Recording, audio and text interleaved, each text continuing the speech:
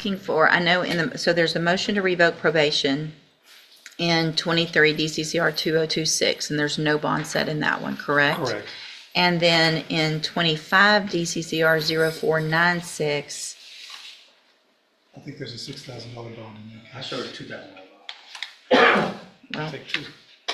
That's what I showed. can y'all help me figure out that real quick with the actual bond? I know you're not asking for that one to be reduced. No, Judge. So really, we're just talking about the other one The anyway. motion to revoke. Okay, so on probation for DWI with a child passenger, and the new offense is theft, correct? State jail felony?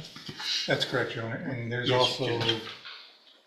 a case that was, she was arrested for possession of controlled substance that has not been filed yet. Okay, also.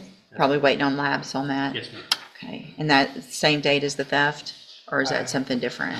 Do you know? I don't have anything. Okay, October of 24 is what my notes indicate on it. And this was December of 24. The theft, I believe. Well, I'm a little confused. I've got an October theft, and I also have a November theft, according to my summary of her criminal history.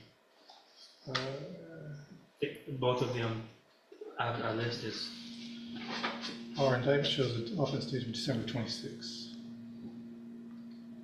24. I'm not sure. okay, that's okay. So I want to make sure, and Mr. Coleman has filed a response, and part of that response includes the information that Ms. Moore was previously convicted of the offense of robbery, initially placed on a deferred probation that was revoked in 2017 on that case. Also a conviction for aggravated assault out of Tarrant County from 2016. And then we've got the probation that was granted here on the driving while intoxicated with a child passenger. Let me get this pulled up again real quick. And while on this probation has been arrested for two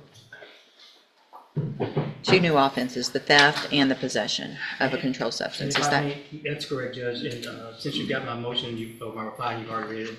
I'll just be brief. I just want to add that according to my recitation of her criminal history, it looks like she's got a total of 5 pending cases that include an unauthorized entry of an inhabited dwelling out of Louisiana. That's, yeah, that, I see that as well. And there, do you know if there's warrants issued for those? I know it's hard to get information.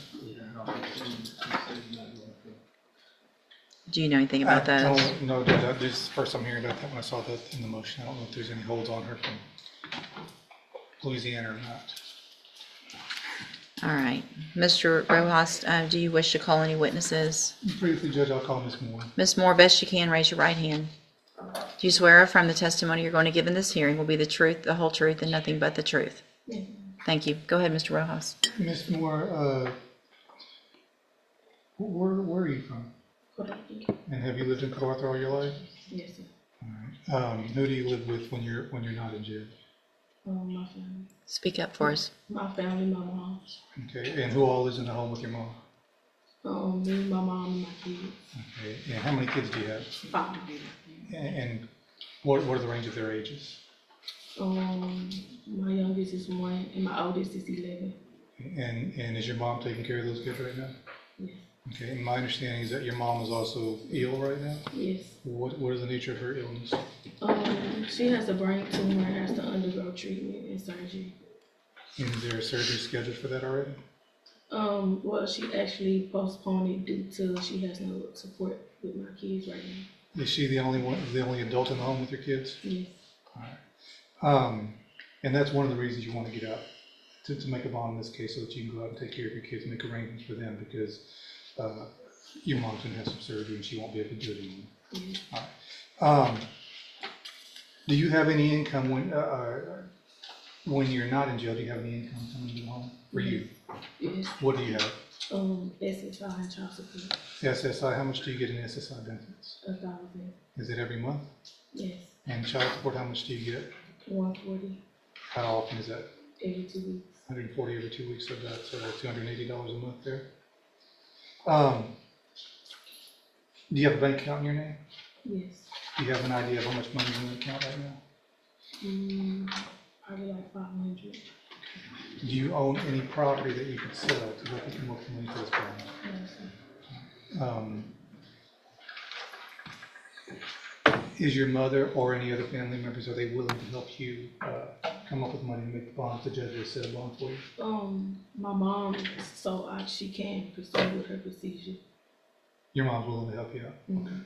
And that's what you're asking the court to do this morning, set a bond on the motion to revoke on this DWR, right? And the main reason for that is so that you can get out and help your mom take care of her kids and get her past the surgery. Yeah, like I understand that in the future I might have to serve time for my actions, but that's like my goal was to get out so she could undergo treatment and I could fully prepare her and my kids so when I do have to serve time. Okay, pass the witness. I have no questions for this defendant, Judge. I stand on the motion. I don't have anything to add to the motion. If the court's inclined to grant this defendant a bond, I just simply ask you to consider the factors listed in that motion, Judge. This is the moment the tension peaks. The defense has played their strongest emotional card, family hardship, sick mother, 5 kids. Now the decision shifts fully into the judge's hands. And in probation revocation hearings, judges have very wide discretion. This isn't about guilt or innocence anymore. It's about whether the court still trusts the defendant to follow the rules. What do you think? Should family hardship weigh heavily here?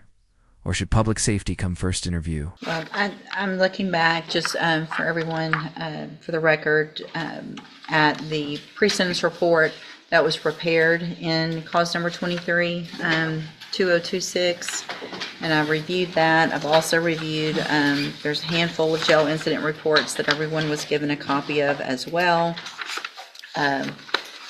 Based on the nature of Ms. Moore's prior convictions, which range from, give me just a second to go back out through this.